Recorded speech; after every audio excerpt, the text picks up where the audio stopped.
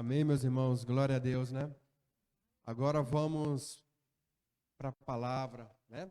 Vamos chamar o nosso amigo, evangelista Álvaro. Pode vir, irmão.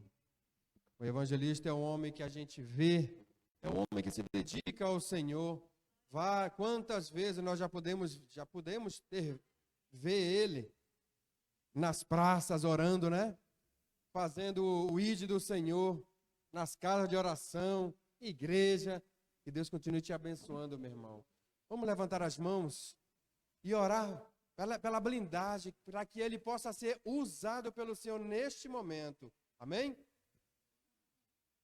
Eterno Deus, Pai querido, Pai celestial, Deus do passado, Deus do presente, Deus da nossa vida, da nossa casa, da nossa igreja. Senhor, neste momento eu te suplico, ó Pai, que Tu esteja com o Teu Filho, que o Senhor possa usá-lo tremendamente, Senhor. Usa a boca do Teu Filho, usa como Tu quiseres, ó Pai, o Teu Filho, porque ele fez como Samuel falou: eis-me aqui, Senhor. E ele é um homem que falou isso. Ele fala isso, Senhor, eis-me aqui. Então usa tremendamente, Senhor. Que o Espírito Santo esteja conosco, esteja nesta igreja, com cada um de nós. Senhor, eu te suplico, não é pelos meus méritos, mas é pelos méritos de Jesus, que derramou seu sangue por mim e por nós. Eu te suplico, Pai, usa ele, proteja, blinda esse homem com todas as armaduras do Senhor. É que eu te peço, em nome de Jesus. Amém e amém, meus amados.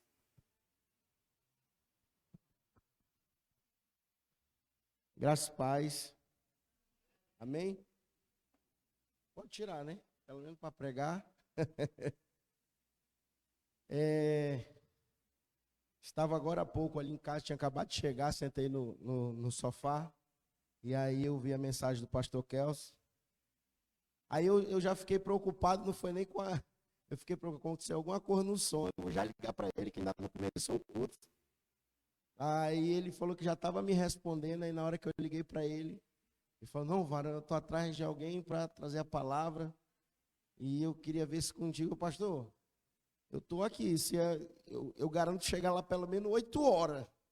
Eu moro lá no Bairro Novo, e a minha esposa tinha acabado de pedir alguma coisa para a gente comer lá. Ela falou: mas tu vai sair, não vai comer? Vai dar tempo, vai dar tempo.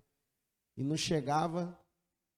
Na hora que eu entrei no carro, chegou a comida. Eu falei: Senhor, vai dar tempo de eu comer, nem que seja pelo menos umas 2 bocadas.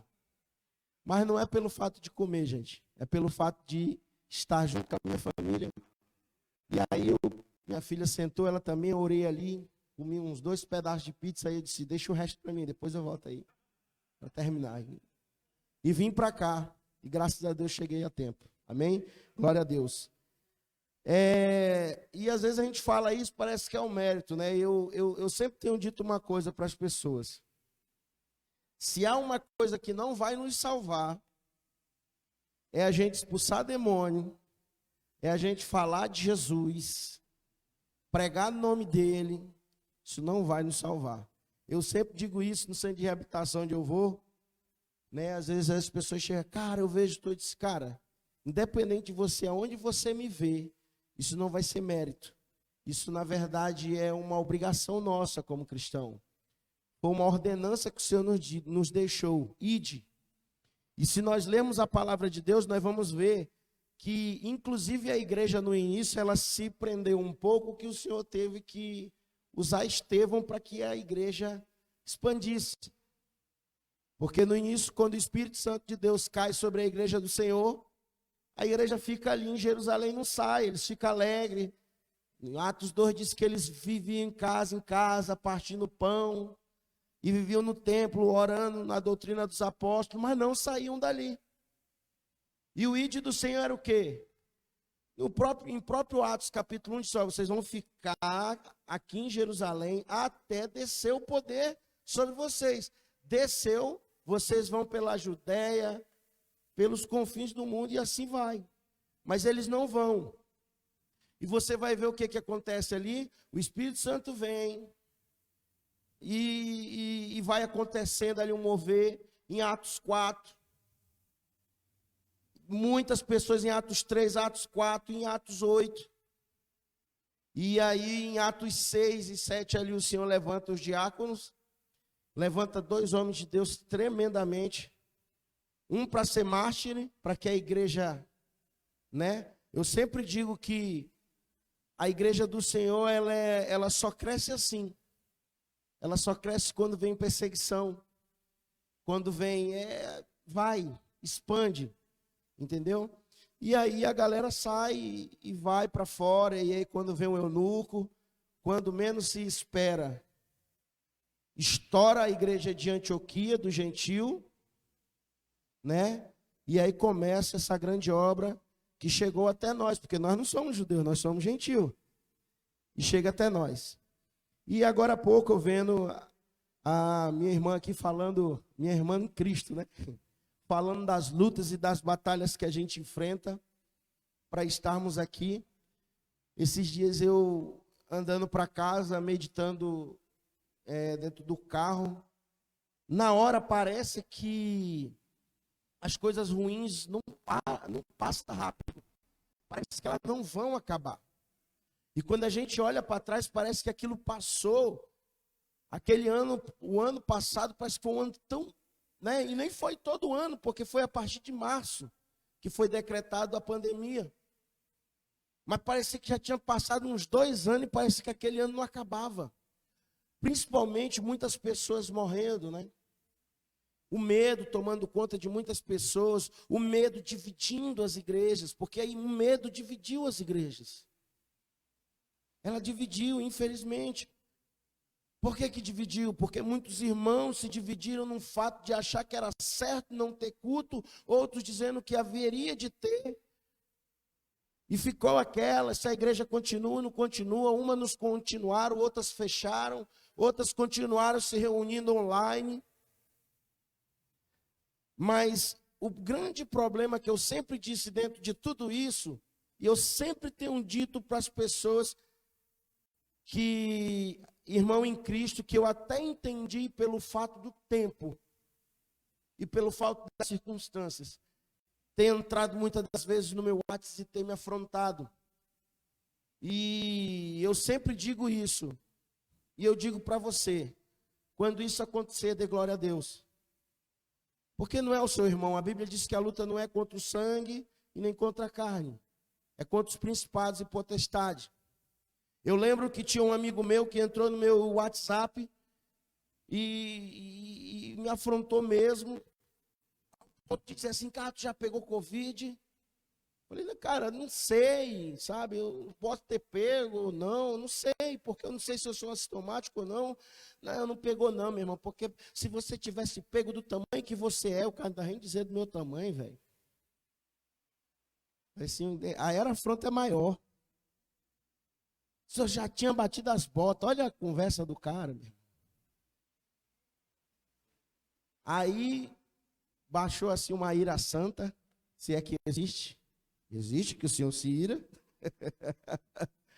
E eu falei assim, meu irmão, deixa eu te perguntar uma coisa. Tu morrer agora, tu vai para onde? Já pergunto logo. Aí ele, rapaz, nem tu sabe. Eu digo, rapaz, o Espírito de Deus que habita em mim testifica com o meu espírito que eu sou filho de Deus. Eu não sou digno, mas pelo fato de eu crer em Cristo, eu não tenho medo. Eu sei em quem eu tenho crido. E não estou com isso dizendo que estou te afrontando. O Senhor não chamou todos. Nem todos foram chamados para ir para a cova dos leões. Nem todos foram chamados para ser crucificados. Nem todos foram chamados para ser queimados.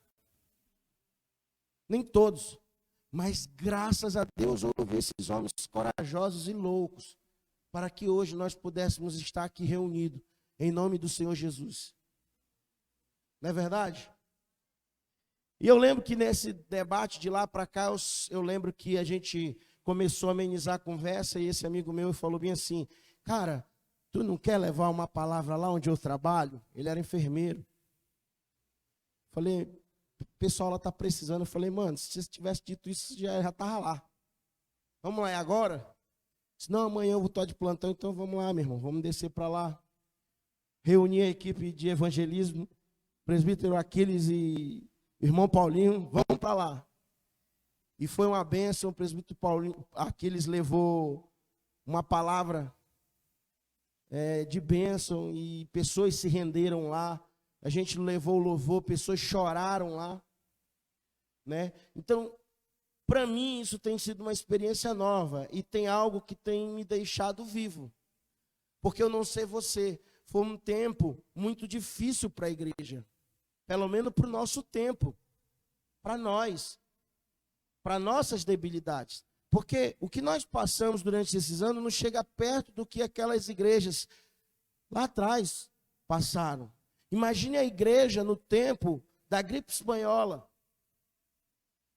Imagine a igreja no tempo de Nero. Imagine. Então foram tempos muito difíceis.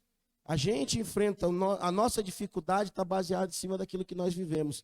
Mas o que isso tem a ver com o que eu estou tentando trazer hoje para nós? Foi que depois houve outro amigo meu que também tentou me afrontar. E uma das coisas que ele veio dizer foi exatamente isso. Porque disse, porque eu falei que eu não vou, eu vou ficar em casa, porque a palavra de Deus diz que o meu primeiro ministério é a família. E aí, cara, vem algumas dúvidas na minha cabeça pelo seguinte, às vezes eu tento entender a Bíblia e às vezes eu quero entender ela. Porque o que o mundo tem usado hoje é o não julgueis para não ser julgado. E que eu tenho que cuidar da minha família porque ele é o meu primeiro ministério, não é assim? A igreja tem tentado ensinar, mas o mundo usa o rótulo não julgueis. Só que muitas das vezes nós falamos aquilo que repetiram para nós. A gente não busca conhecer a palavra de Deus. Porque esse dia mesmo eu conversando com um grande amigo meu, um homem de Deus, chateado com o inverso do que eu tinha passado. Das pessoas criticarem ele por ele ficar em casa, cuidar da sua família. E eu falei para ele assim, cara, eu tenho uma certa dificuldade de entender algumas passagens quando a gente costuma dizer que nosso primeiro ministério é a nossa família dentro da igreja. Aí ele falou, mas por quê, cara? Eu não quis confrontar ele, mas eu quis trazer. Eu falei, cara, eu conheço um profeta chamado Ezequiel, que Deus disse bem assim, tua mulher vai morrer. Tu não pode chorar. Tu vai ter que se pentear bem. Tu não vai poder ficar de luto. Porque isso vai mostrar para o meu povo como é que eles vão ficar quando a perseguição vir sobre eles. E ele tinha utilizado o termo para mim, dizer assim, poxa, eu vi tantas pessoas morrer e o luto ser muito grande, como o próprio Jacó, né? Fora os 40 dias que ele passou na China, foi quase os 90 dias de luto. Eu falei assim, então Jacó era mais importante que essa mulher de Ezequiel, por ela ter morrido? E aí ele ficou ali, outra coisa, me responda, quando a palavra de Deus diz bem assim, aquele que amar mais a sua esposa, seus filhos, sua mãe, seu pai, mais do que a mim, não é digno de mim. O que Jesus quis dizer com isso? Eu quero saber, me responda. Porque muitas das vezes a gente se prende o que o apóstolo Paulo falou em 2 Timóteo capítulo 5. Se não me falha a memória, versículo 8. Aquele que não cuida dos seus é pior do que o ímpio e negou a sua fé. Porém, são textos isolados, fora do seu contexto, que não dá para entender. Porque quando você vai ler 1 Timóteo capítulo 5, a palavra de Deus ali está falando o quê? Está falando das viúvas. Como Timóteo devia se portar com as viúvas da igreja. E ele fala o seguinte, olha, cuide verdadeiramente daquelas que realmente são viúvas. Como assim? Que não tem ninguém por elas, nem uma filha. Por que nem uma filha? Porque o próprio contexto vai dizer que se essa viúva tiver uma filha, e Paulo não está sendo besta, ele está usando uma mulher ali, porque o contexto lá atrás, antes de Jesus, era um homem. Era um homem. Lembra o que aconteceu com Ruth? Ela ficou com a nora. Não foi assim? Não tinha uma mulher ali para cuidar? Não, mas a Bíblia diz que naquele contexto o povo de Israel tinha que cuidar, porque não tinha os filhos para sustentar. Não tinha o quê? Não tinha nada, só tinham duas mulheres. Uma ainda nem era mais parte, porque ela, além de ser estrangeira, já era viúva, nova, que ainda era pior naquele tempo. Mas quando Paulo vem falar, ele vem falar para um tempo da igreja, aonde a igreja cuida de si, nós cuidamos uns dos outros. Então Paulo vai falar bem assim, ó, se essa viúva tiver uma filha mulher, ensine esta filha a cuidar da sua mãe, para que a igreja possa cuidar verdadeiramente daquelas que são viúvas. Porque aqueles que não cuidam dos seus é pior que o ímpio e negócio a fé. O que isso tem a ver com o que a gente tem usado muito? Eu gosto de brincar que eu sou... Tenho muitos amigos, tenho respeito por eles, os testemunhos de Jeová. Mas eu digo que eu sou testemunho de Jeová renovado. Porque eu não gosto muito de aniversário, não. Ou coisinha para dar problema, bicho. Tu convida, não vai. Te convidei, tu nem foi, né? Aí tu não convida. Tu nem me convidou, né? Aí o presente, aquela briga. Para mim, aniversário não é de Deus. Ou coisinha para dar briga. Na igreja, então, menino. Porque imagine alguém que tem uma família grande, não tem que convidar a igreja. Aí alguém aqui dentro da igreja fala, tu viu? O fulano fez o aniversário da ciclana, nem chamou a gente. E a igreja só tem 1000 membros. Não é verdade? Olha só. Para mim é problema. Outra coisa que é um problema. Dia de pai, dia de mãe, qualquer dia comemorativo foi o homem que criou, não foi Deus. Mas eu vi pessoas, muitas das vezes, falar assim, hoje, gente, eu não estou dizendo com isso que não pode, mas é exatamente o que o Senhor está tentando nos ensinar aqui, quando Ele fala sobre isso. Aquele que amar. Mas existem pessoas que falam assim, hoje eu não vou para a igreja porque hoje é dia das mães e eu vou almoçar com a minha mãe. Tem tanto domingo para tu almoçar com a tua mãe, tu vai almoçar justamente no domingo do dia das mães.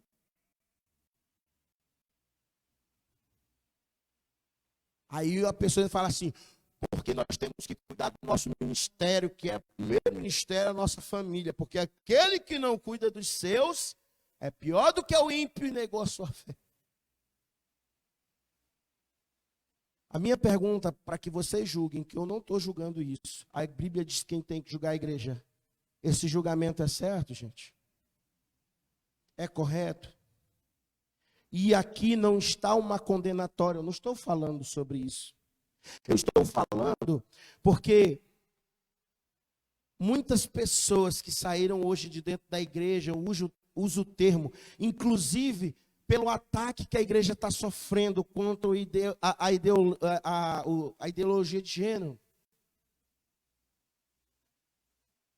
Cara, eu estou falando para vocês de grupos que eu estou, de pessoas que já decretaram, com todo respeito, com todo respeito mesmo, mas se decretaram lésbica ou homossexuais.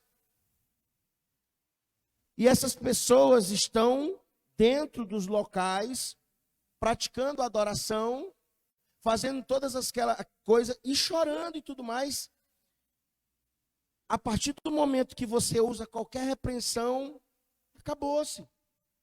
E vai apertar o circo, cara. Vai apertar. Eu vi pessoas dizendo, porque Jesus amou. Jesus andou com as prostitutas. Jesus andou com os pecadores. Não julgueis para não ser julgado.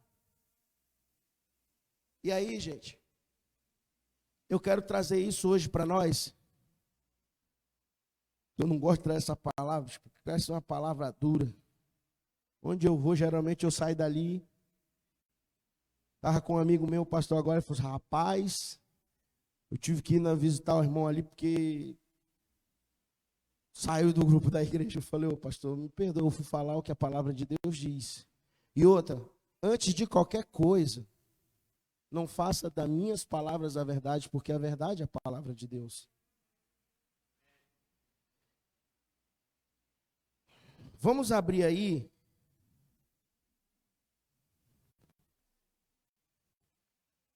Mateus.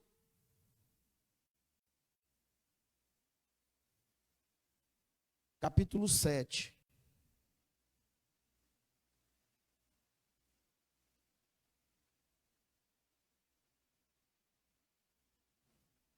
Estou tentando ser moderno. Eu tenho o costume de ler Bíblia, livro. Eu comecei a pegar um tablet, nem é um tablet mais ou menos, para me começar a tentar ler digital, que eu tenho um problema tão grande com leitura digital e eu estou tentando acostumar a ler a Bíblia. Mas vamos lá. Mateus capítulo 7, versículo 1 em diante. Até o versículo... Eu vou usar, que não vai estar fora do contexto, até o versículo 5. Tá? Não, mas vamos ler o versículo 6. Versículo 1 em diante, vamos lá. Não julgueis para não serem julgados, pois vocês serão julgados, estou usando a NVT, tá? Nova versão transformadora. Pois vocês serão julgados pelo modo como julgarão os outros. O padrão de medida que adotarem será usado para medi-los.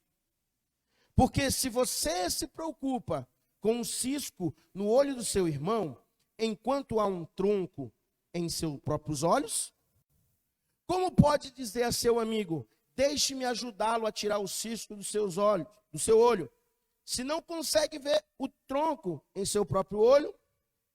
Hipócrita, primeiro livre-se do tronco em seus olhos, então você verá o suficiente para tirar o cisco do olho do seu irmão.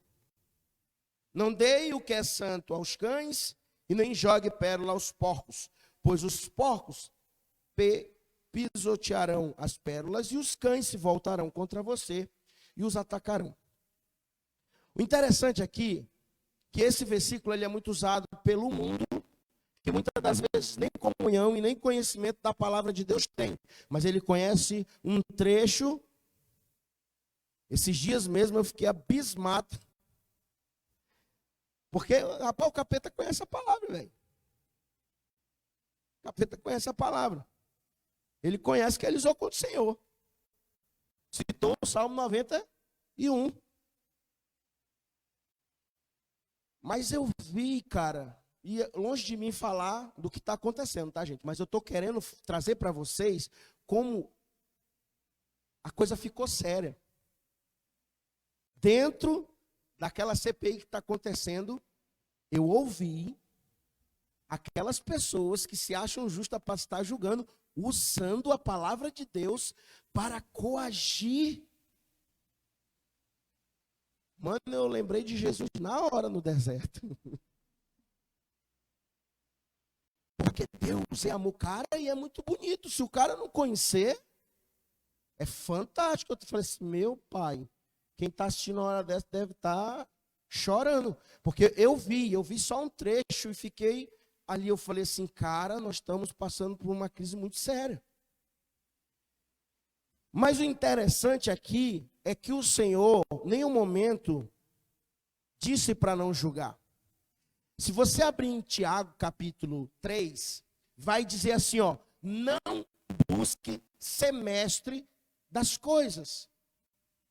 E ele fala bem assim, ó, não sabeis vós, aí ele se inclui, que nós seremos julgados com mais rigor?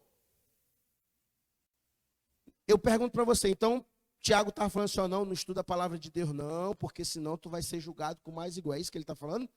Não, não é isso. Ele está falando algo que não foi dado para todo mundo. Não foi dado para todo mundo. Só não busque, a não ser que seja teu chamado. A não ser que isso foi dado realmente para ti. Mas não busque. Porque nós seremos julgados com mais rigor. Então aqui Jesus não está dizendo o fato de não julgar. Mas ele está falando assim, para mim poder falar com alguém de vocês sobre qualquer coisa relacionada ao seu erro, ao seu pecado, eu tenho que olhar primeiro para o meu, consertar a minha vida, ser íntegro. João capítulo 7, bem no finalzinho, fala bem assim, não julgueis segundo a aparência, mas sim pela reta justiça. O que ele está falando é que eu não devo estar saindo por aí, colocando qualquer pessoa como errado, se a minha vida não está certa.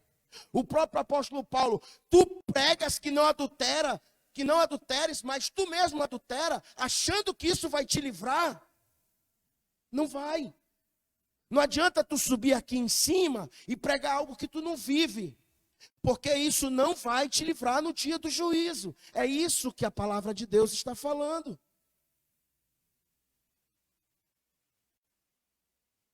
A Bíblia diz que todos que olhavam para Jesus ficavam admirados como ele ensinava.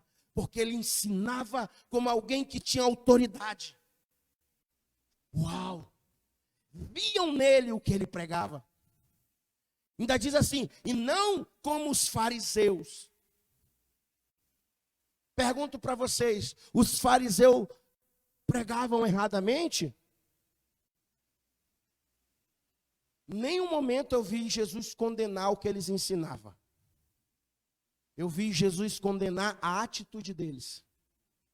Só para tu ter ideia, no capítulo que se usa para brigar sobre o dízimo, os cabras davam dízimo do cominho, colega. Falar que nem meus primos, colega, lá do Maitá. Era como se fosse o seguinte, eu achasse R$1 ali, opa, tem que tirar 10 centavos daqui. Os fariseus eram assim. Eles davam dízimo do cominho e do endo. A lei não pedia, mas eles davam. E o Senhor Jesus fala assim, ó, deveis fazer essas coisas, mas não omitir as outras. Porque eles entravam dentro das casas da viúva, acabava tudo que ela tinha, e para justificar faziam orações, que o Senhor abençoe esta casa, abre as comportas do céu, depois de ter comido tudo que a pobre da viúva tinha. E iam achando que tinham sido justificados. O próprio Cristo falou, ouça o que eles falam, porque eles pregam a verdade, mas não pratiquem o que eles praticam, porque eles falam, mas não vivem. Então Jesus não condenou o que eles falavam, Jesus condenou as práticas. Porque nos judeus aqui já estava o contrário, eles falavam muito, eram religiosos, mas não praticavam aquilo que pregavam. E aqui, cara, me vem à memória o seguinte, eu falei de João, mas vamos lá para Atos dos Apóstolos, capítulo 5, entrando no capítulo 6. Isso aqui, eu tô que nem, como é que é o nome lá, o Simeão, né? O dia que eu ver isso dentro da igreja, eu vou falar, despede teu servo em paz, porque meus olhos contemplaram a salvação. Eu ainda não vi não, cara, isso dentro da igreja. Pode ter, mas eu ainda não vi. Perdão, gente, não é Atos capítulo 5, não. 1 Coríntios capítulo 5. 1 Coríntios capítulo 5.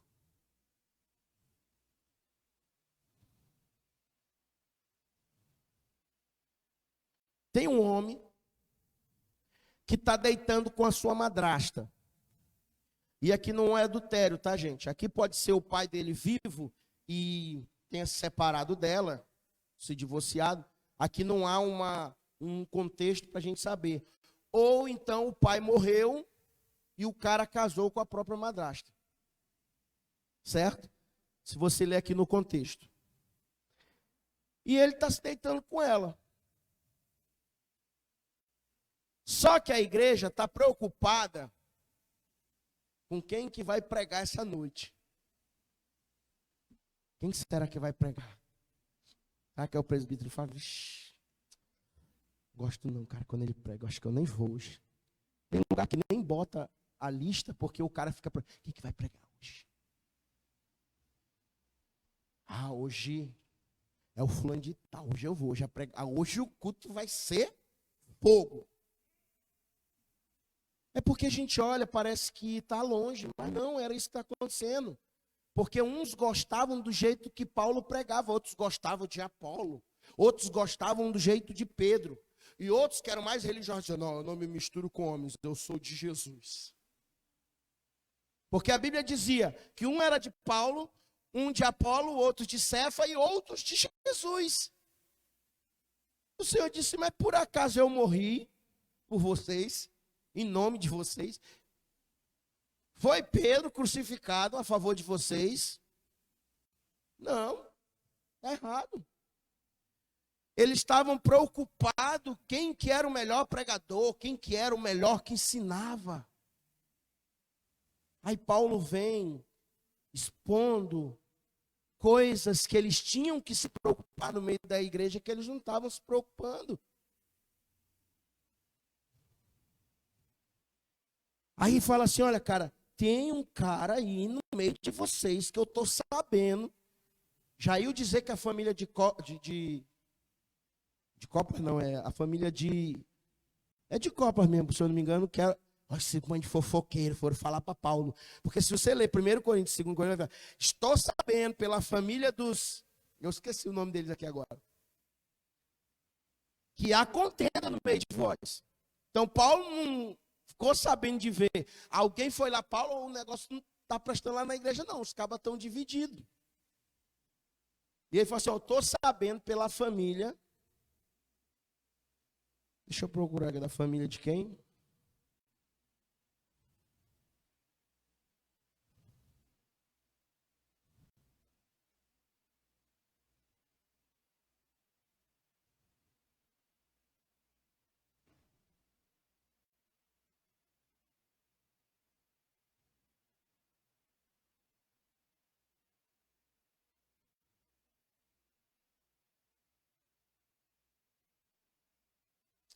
Eu não vou achar agora. Mas eu sei que ele vai falar que é a família de alguém que falou para Paulo.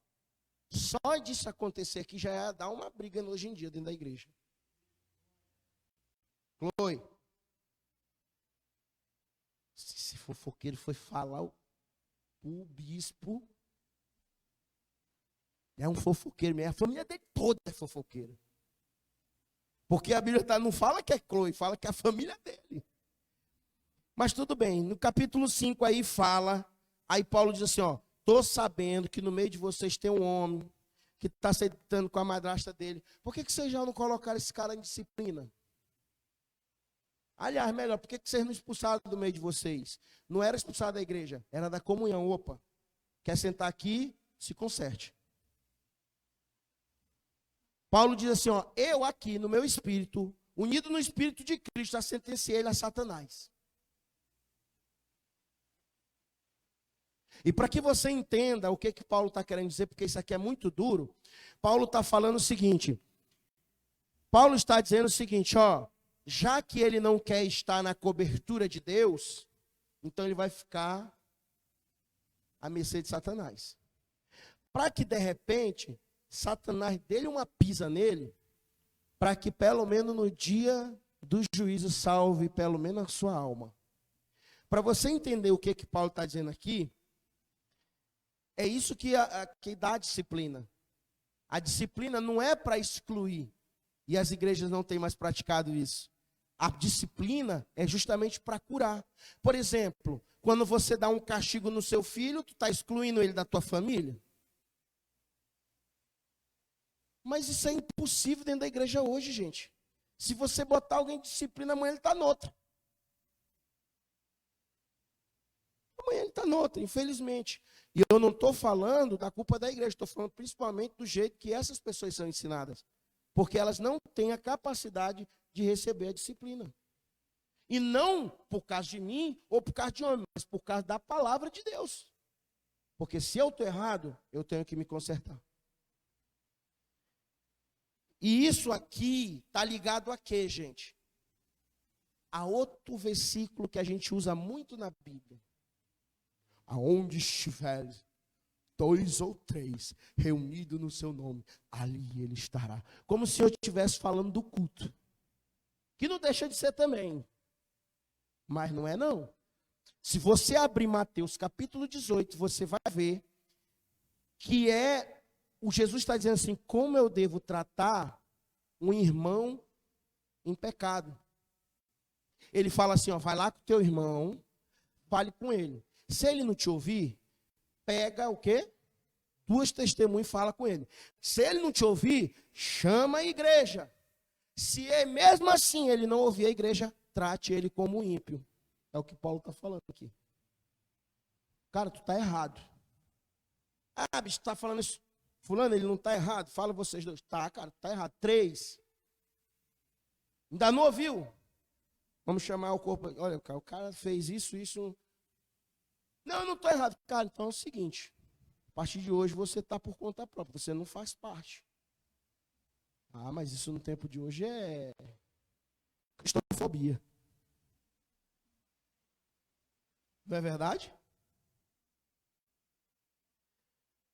É a palavra de Deus, gente.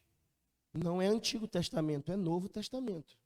E talvez nós estamos enfrentando crise no meio cristão por causa disso. Por que nós estamos enfrentando crise dentro de casa com os filhos? Porque os pais de hoje estão criando os filhos diferente de antigamente. Achando que estão criando melhor os filhos do que os seus pais. Porque eles querem dar para os filhos aquilo que os pais não deram. E esse menino não tem não. Aí o primeiro dia que ele inventa de arrumar uma namoradinha, a namorada depois de um tempo diz não, ele pega uma corda e se enforca. Porque ele cresceu a vida toda ouvindo sim. E no primeiro não que ele recebeu, ele não suportou. Por isso que nós temos visto jovens se matando. Por besteira. Coisas que eu até brinco, que no meu tempo, devido à criação que eu tinha, que não é certo isso dentro da igreja, mas no meio ímpio, do jeito que a gente foi criado nos tempos antigos, quando a gente dizia bem assim, fulano te deixou por nossos amigos. Aí os caras, te deixou, ainda ria, botava apelido, aí o cara, para, bicho, ele ainda está chorando. Mas não se enforcava, não fazia nada, sabe por quê?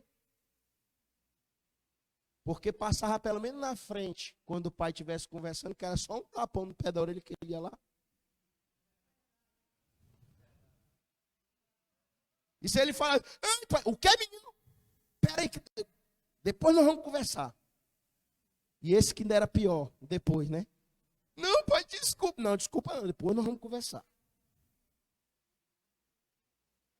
E o pior para a criança não é apanhar, como diz o humorista, é saber que vai apanhar. Isso é o terror. Naquele tempo era isso.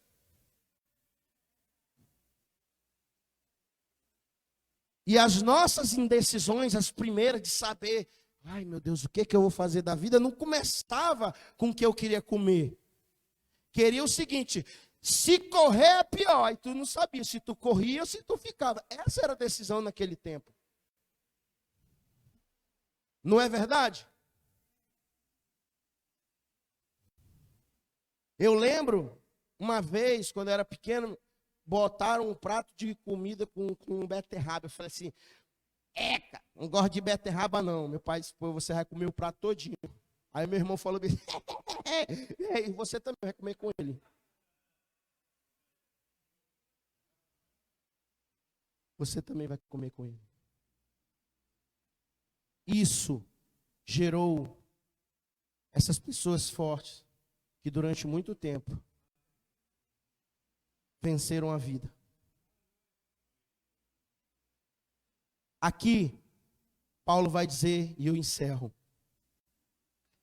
Bem no finalzinho, ele diz bem assim, ó, no versículo 12 de 1 Coríntios capítulo 5. Não cabe a mim julgar os de fora. Aí agora estamos certos. Não cabe a nós julgar os de fora. Ele diz bem assim, ó. Mas certamente cabe a vocês julgar os de dentro. E ele não está falando de você, é de vocês, o corpo. Deus julgará os de fora. Portanto, elimine o mal do meio de vocês. E quando ele entra no capítulo 5, bem no início, no capítulo 6, ele fala bem assim, ó. Vocês não sabem que um dia nós, os santos, julgaremos o mundo? Um dia. E uma vez que vocês julgarão ao mundo, acaso são incapazes de decidir entre vocês mesmos essas pequenas causas? Não sabe que julgaremos os anjos? Quer dizer, então, dos desentendimentos corriqueiros dessa vida, quanto mais, ele diz, quanto mais os desentendimentos corriqueiros dessa vida. Irmão que bota irmão não é justiça.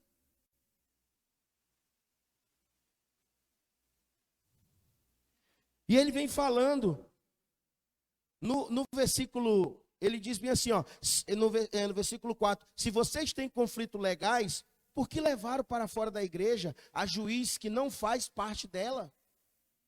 Digo isso para envergonhá-los. Ninguém entre vocês tem sabedoria suficiente para resolver essas questões?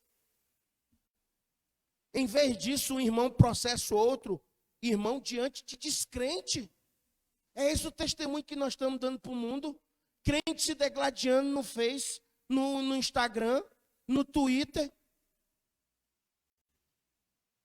E as pessoas dizem, rapaz, ser crente é isso aí, eu prefiro ficar aqui fora. O simples fato, versículo 7, de terem essas ações judiciais entre si já é uma derrota para vocês. Por que não aceita a injustiça sofrida? Por que não arca com os prejuízos? Aqui eu encerro com uma questão muito importante. Foi isso que Jesus quis dizer com que quando teu irmão na direita, dê à esquerda também. Primeiro que a Bíblia diz, não deveis coisa alguma, a não ser o amor. A Bíblia em Provérbios que mais te exorta é para que tu não empreste o teu nome para irmão, ele está falando para irmão. Tome cuidado com emprestar dinheiro. Então essas coisas têm que ser ensinadas dentro da igreja para que a gente evite os problemas. Ele disse, ó, cara, se tu emprestou teu nome, foi, como é que a gente chama? Avalista de alguém, vai lá, sai logo antes que dê problema.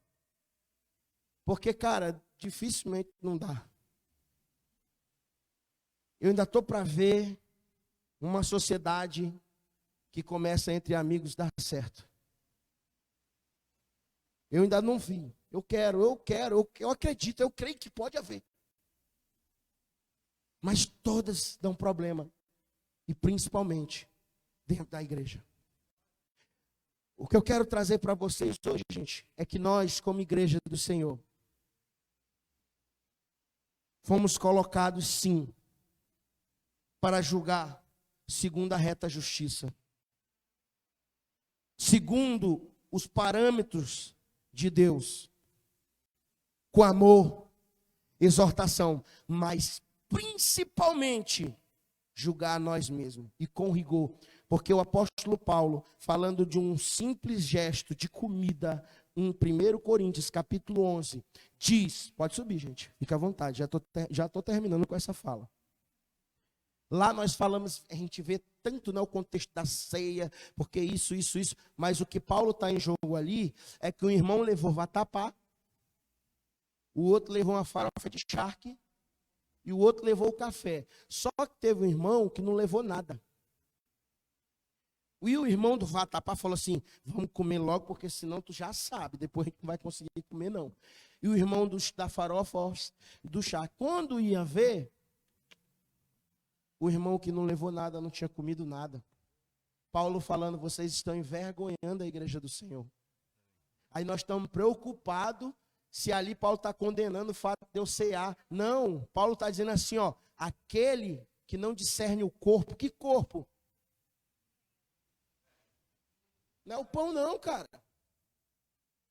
Paulo está falando do corpo, ó. Nós vamos fazer, não, fulano, não vou não. Não, irmão, vamos lá. Eu não tenho dinheiro. Você vai, eu vou levar, você vai comer. E você vai comer o melhor. Paulo diz assim, ó, se nós aprendermos a julgar nós mesmos, dificilmente nós teríamos problema. Então é o que Jesus está dizendo. Tire primeiro a trave do teu olho. Conserte a tua vida. Ulisses Guedes tem uma música que ele diz bem assim, que tudo vai mudar ao meu redor quando eu mudar primeiro. A tua casa só vai mudar quando tu mudar primeiro. A tua igreja só vai mudar quando tu mudar primeiro. Lembra quando Jesus fala assim para uma igreja, eis que estou à porta e bato. Ele fala assim, se vocês abrirem a porta, eu entrarei e cearei. Assim que está escrito? Se alguém abrir, eu entro e ceio. Porque eu aprendi uma coisa com a minha finada avó. O pouco com Deus é muito, mas o muito sem Deus é nada. É por isso que aquela igreja era rica, mas Deus disse que para ele ela era pobre, porque ele nem dentro dela estava. Mas ele disse que estava lá batendo, e que se alguém lá dentro ouvisse e abrisse, ele entraria e cearia. Porque a igreja nunca foi só você ou só eu. A igreja sempre foi nós. Amém? Eu espero que essa palavra tenha falado contigo. Vamos levantar, vamos estar orando.